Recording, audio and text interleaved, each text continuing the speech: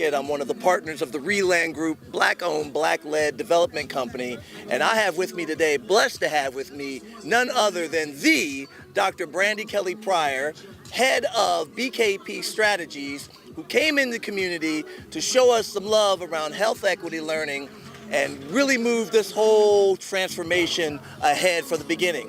So, Dr. BKP, welcome. We are so glad. Look at what you've helped us do. Oh my God! And so, look what I got to be a part of. So tell us a little bit about Photo Voice, because these pictures come from, it looks like some kind of exhibit of some kind. Yeah. Tell us a little bit about what that means. So Photo Voice is a process in which not only are you taking pictures about your community and answering a particular question, where do you see hope in the community? What would you like to see happen that is not already in the space, which were some of the questions that we answered, but it is also a way to move policymakers, move decision makers, move those with money and resources to help move it forward. So that's what everyone did, and it is just mind-blowing to me, but it's beautiful to see it on the fence and to see neighbors passing by saying that they want to be a part of this process now because they can actually see something. They're like, oh, I know that person. That's someone that they can actually connect with because it is someone who's advocated for them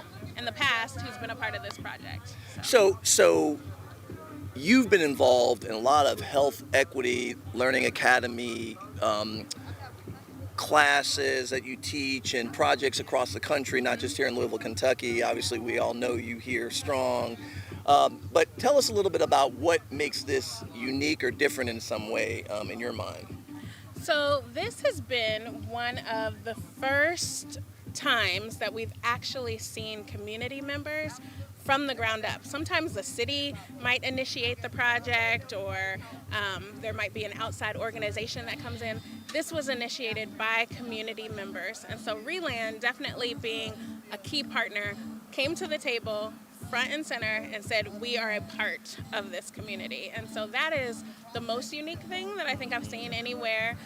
When we talk about health equity, we talk about those who have lived experiences are going to have the greatest understanding about what can change the problems and or the challenges that are in the community. And so having a community like this that was every voice had a vote. Every person from the 12-year-old in the room to the 68-year-old in the room was just as powerful as anyone who might have come in who was a policymaker in the community. So that is the most unique thing that I've seen in part of this process out of anywhere in the country.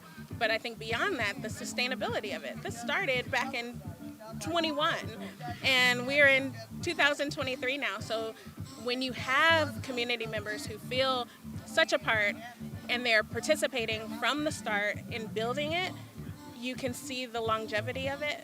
It's not going to be something that just goes by the wind or with the wind the way you would see in other projects. That's right. Well, thank you. And then I just want to ask you one other question. Sure.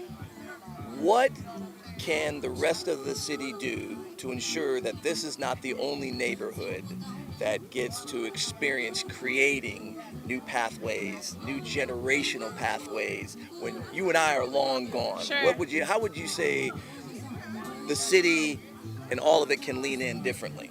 So Park Hill and Algonquin definitely have my heart right now. It's not the neighborhood that I grew up in or the neighborhood that I live in or the neighborhood that I'm from. And I feel so connected to this community in a way that now I'm sitting at the table just as part of what is happening here. So I think for the city, when we think about we want to be a city where everyone thrives, we want to be a city where everyone is a part, and we want to be a leader in Kentucky and around the nation.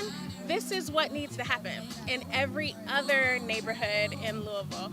We have, probably over 15 different neighborhoods here alone in the west end of Louisville. But to think about what we could do if this is just one fence, right? Imagine what this fence could look like in different neighborhoods around the city. Imagine what it would look like for other parkway places to come out and actually contribute, and how we could change everything from the connectedness in the city to the violence to the way that people are actually living their best, their longest, lives possible and thriving. And it's this. This is what's doing it. So congratulations to Reland. Congratulations to the Park Hill and Algonquin Community of Opportunity Board. Seriously, this is one of the highlights of my career. And like you said, I've been all over the country. I've been all over the world. And this has absolutely been a star in my book. Well, thank you. And we thank you because you have been such a huge spark to get this going in the right way. And we've learned a lot from you. And we love the fact that you're still going to keep rocking with us and making this happen. You can't get rid of me. And so, community of opportunity, what does that mean? That means that every single person believes and feels that they can meet their fullest potential. And if they don't feel that way, then we don't have a community of opportunity. So we have a lot of work to do, and right across the street is where we need to really see thriving communities and opportunity happening in a way that we've never seen in this city. And so we just appreciate you, Brandy, for coming in and leaning in, and we're excited to see what happens.